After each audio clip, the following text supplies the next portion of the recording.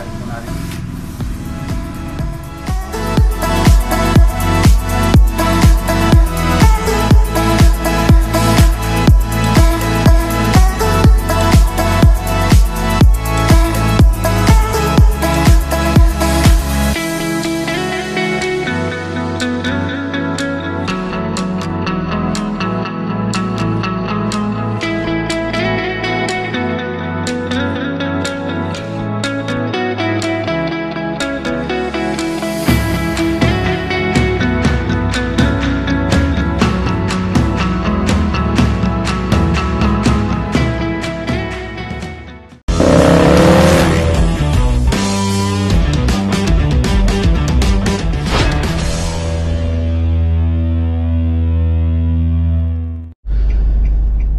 Good morning, mga boss. Nandito po tayo sa sa Pure Gold din. Pure Gold Arayat, alas 6 ng umaga. Bale, hinihintay ko po sina Anthony. Pupunta po tayo ngayon sa Pangasinan project sa Villasis. Yan. Gamit po natin si Proxy, pero pagdating sa farm, si Hero ang gagamitin natin. Dahil meron tayong mga bibilhin doon. So kailangan si Hero ang ating dadalhin sa Pangasinan ngayong araw ng Saturday. Yan. Kumusta po kayo lahat? Yan, shoutout pala kay paring Efren Apostol. At saka kay Kuya Ray Esteban. Yan, shoutout po. Yun na mga boss, nandito na tayo sa farm. Ayan, yung puti ang ating gagamitin. At ang gagawin natin si Hero. Si Tune tsaka si Jan. Kaya mo lang nakuluan eh. Ito ka rin. Pwede kang magkiragan, kang dilig yan. Boss, let's go, tara. Yan, pagas muna tayo mga boss. Si pala yung driver natin, si Tune. Si Tune ang magiging driver. Tayo habang nasa biyahe mag-i-edit po tayo ng video. Yung video kahapon i-edit natin para may upload mamaya.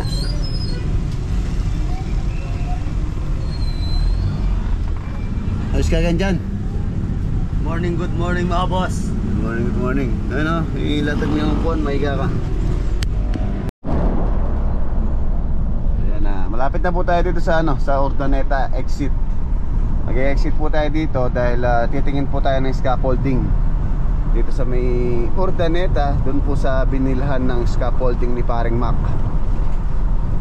So, shoutout kay paring Mac Lagunilla.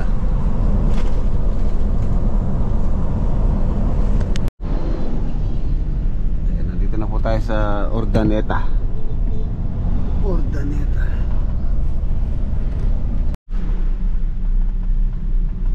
Ayan, di ko alam kung ito na yun.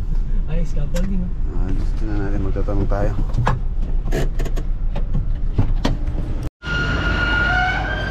Yan, dito nga mga boss, dito po bumuli ng scaffold si paring Mac. Ayan, salamat. Tinuro niya tayo dito. Marami din silang mga coupler, soaring jack, U-head, tapos base jack. Yan, mas mura po rito. 1.7 lang ang isang pares. Yung last na binili natin sa Bulacan, nasa 2,100 po ang kuha ko dun. Pero dito 1.7, biruin nyo, halos 400 ang difference. Ayan pa yung mga nila, soaring jack. Ito sa tubo, pag scaffolding. Minsan po baka magtutubo na lang tayo. GI pipe. Ayan, kumuha rin po ako ng catwalk. 150 ang isa.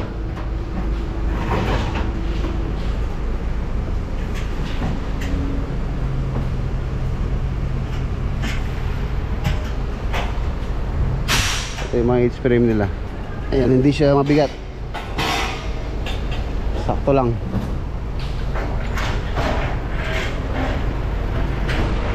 $1.7 ang isang pares.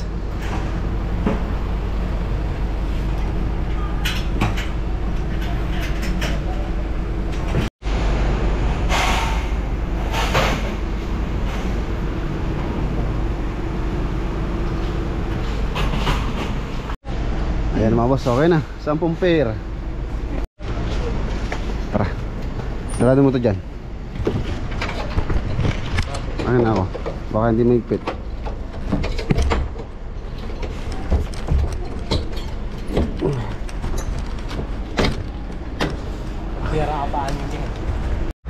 Yan, tingin po tayo ng drum, tapos kartilya. Okay, no? Boss, magkain kartilya? Ha? 3-3? Ayan, shoutout sa nagtitinda. Taga ano pala? Boss, taga nawarin ka? Palit, sir. Kapalit. Oh, taga palit. Gawang kapalit to. Vlogger. Wow, vlogger. Hindi tayo ng drum. 1.5.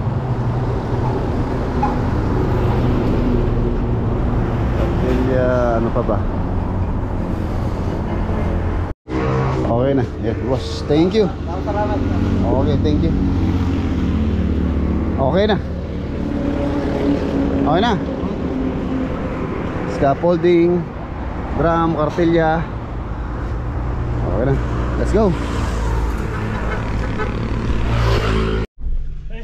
Ay mga boss, nandito na tayo. Tinanghali na tayo. Aga 11:30 na. Yan, bumili po ako ng may ulam. Pangasius. Luto muna tayo ng ulam.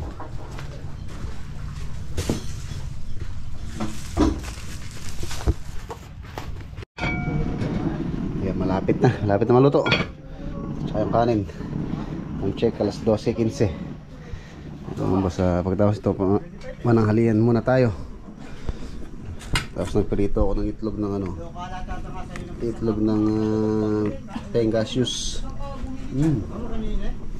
Binili po ito sa palengke ng Belyasis. Kaya medyo na-late tayo.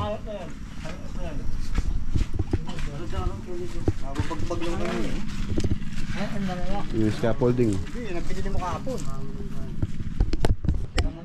Meron na sila magagamit na scaffold. Ito yung drum. Para magiba na po itong mataas na ito. Papanibagong layout tayo. Bagong layout dito sa area na to. Mamaya silipin natin pagkatapos natin kumain. Tapos bibiling ko na lang kito na yung layout. Para kung sakaling matibag, so makapag-ukay na sila ng panibagong pundasyon dyan. Meron po tayong adjustment dito. Bale, liliit ng konti yung dito, yung pinakabahay niya. Yung po kasi nag-layout dito, sumobra yung sukat, napakalaki. So yung sa perspective niya, hindi rin nasunod yung floor plan. So hindi po tutugma sa ating plano itong bahay kung hindi natin naayusin. Kaya yan, kailangan ayusin. Ay, pwede na siguro to. Alam mo okay na to. Okay na ba yun? Ganyan daw pagtingin yan.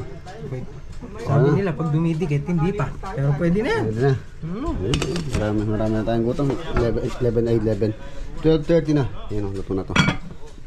Tara. Mga boss, kain muna po tayo. Kain tayo. Wanda ko ng saging. Yan, maraming saging doon. Kaya lalabog niya. Siguro matibag niya.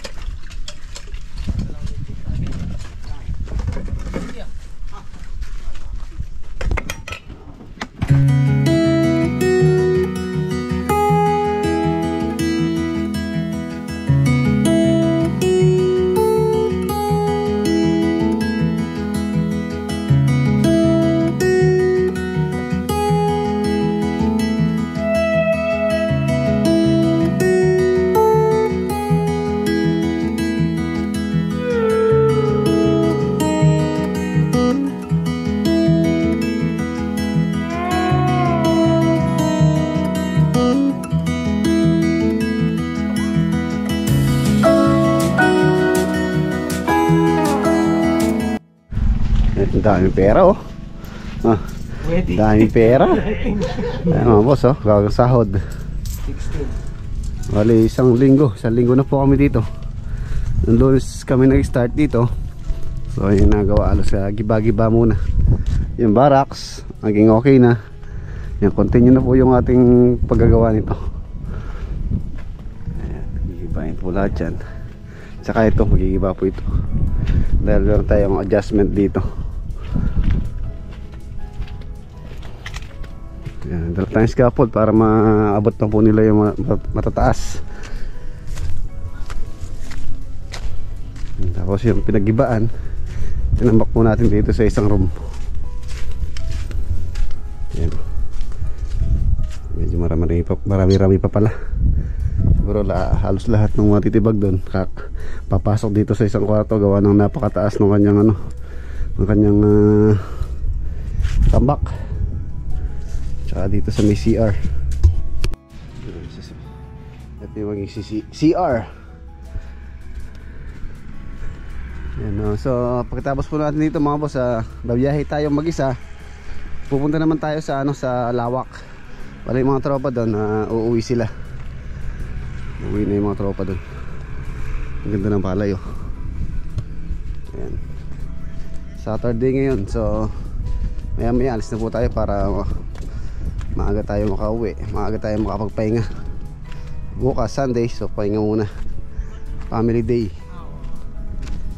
Si Hero ang gamit natin.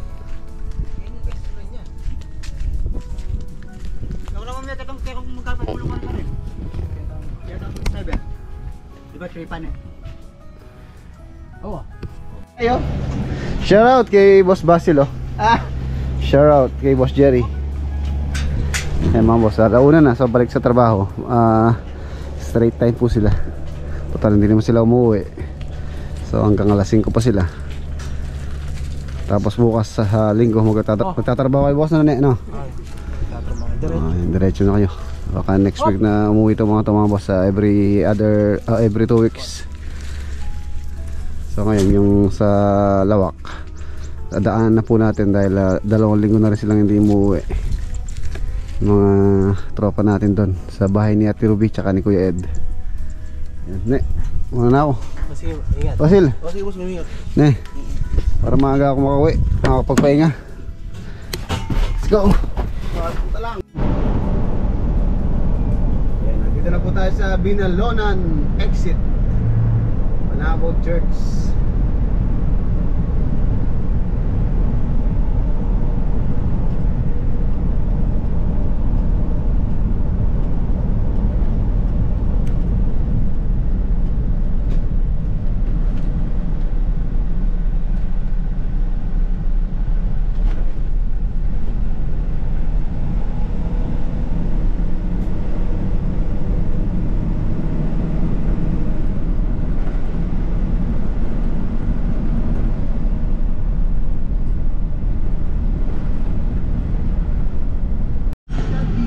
Dito na tayo. Touchdown, Lawak. Ano boss, 3 lang po sila dito. Yun lang naman naiwan natin mga trabaho dito na pa konti-konti lang. Ayan siya, oh. Maganda na.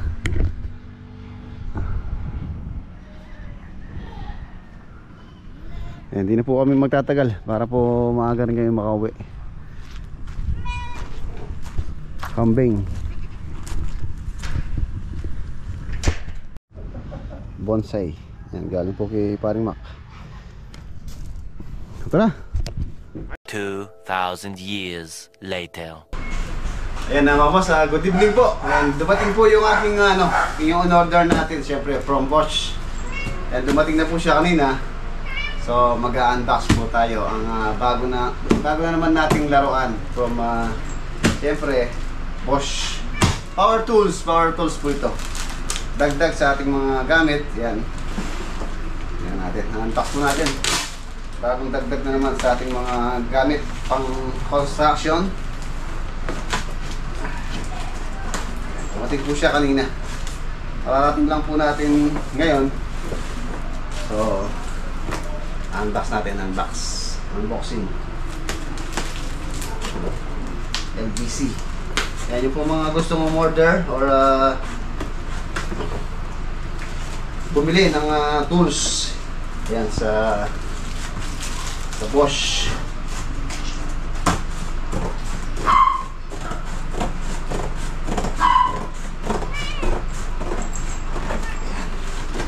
dagdag sa ating mga tools. Siya po galing tools. Yun o. Yun. Wow. Ano? Zero. Tapos ito. Zero. Tapos lang tayong ito muna isa. Ito yung pinakamalaki.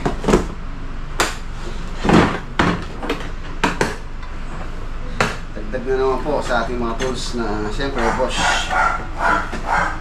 Init pa.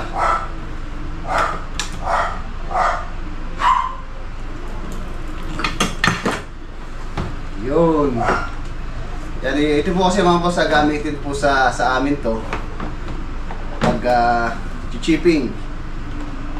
Tapos meron siyang battery. Actually meron na po tayong isa nito, pero mas maano po ito yung model nito. Mas maganda to dun sa isang ganito natin, chipping gun. Mas malaki siya.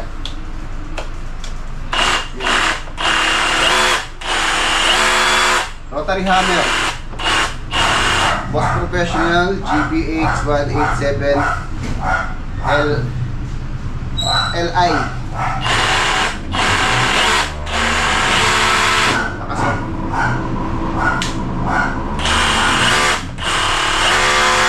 Mas malakas ito kaysa dun sa isa natin.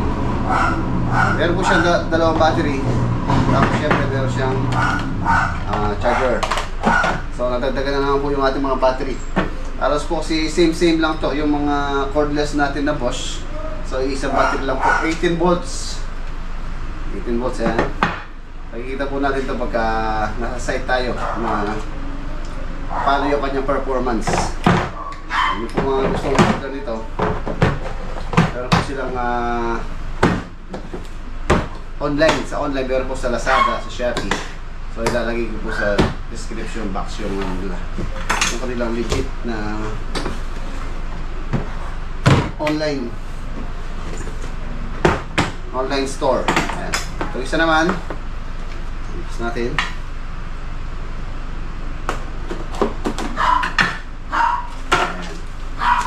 Isa rin siyang cordless drill. Ayan, kumuha po ako ito dahil gamitin din po ito. For example, sa mga ceiling na ginagawa natin. Ayan, napakaganda, napakagaan. Tapos, meron din siyang charger, dalawang battery pack. So, marami mo tayong reserva. Ayan, ano po nito, ang kanyang model is Bosch GSB 185 LL or LI. Ayan. Lagi po ako umorder ito dahil ano po ito sa atin, gamitin tapos matibay, nagtatagal. Kung para sa ibang brand na hindi ko naman sinasabing hindi nagtatagal, pero mas matibay po talaga itong brand ng Bosch. Tapos meron po tayong isa. Ito naman isa mga boss, ito in-order ko to dahil gamitin din po sa atin ito pagka nagpupuntas tayo ng sa mga drywall. Ayan, ang tawag kasi dito, cordless multi-cutter. Ayan, multi-cutter po siya. Pwede siyang sulok-sulok na pantabas. Ito po kasi wala pa ako nito. So yung battery nito same lang din ng battery nun. Subukan natin. Makakabili po kasi kayo doon yung unit lang. So kung marami naman kayong battery, makakasave din kayo. Ito yung battery. Ayan. Testingin natin. Tapos meron siyang variable speed. Pwede mo siyang lakasan tsaka inaan. Saan yung bala niya?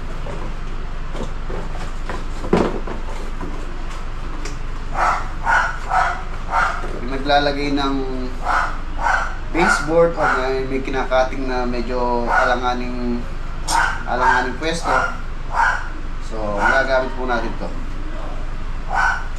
itong multi-cutter. Yun, ano naman pala siya.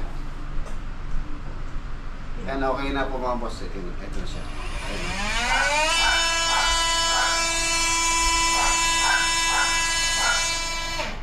Tapos meron siyang variable speed.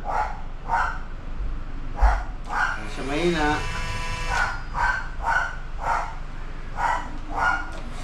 Malakas.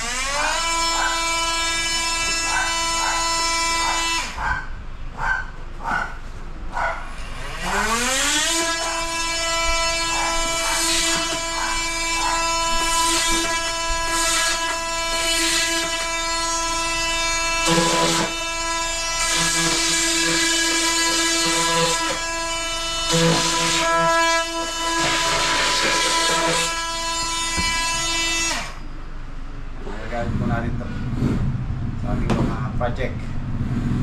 Yun po yung ating mga bagong karagdagan sa ating mga tools.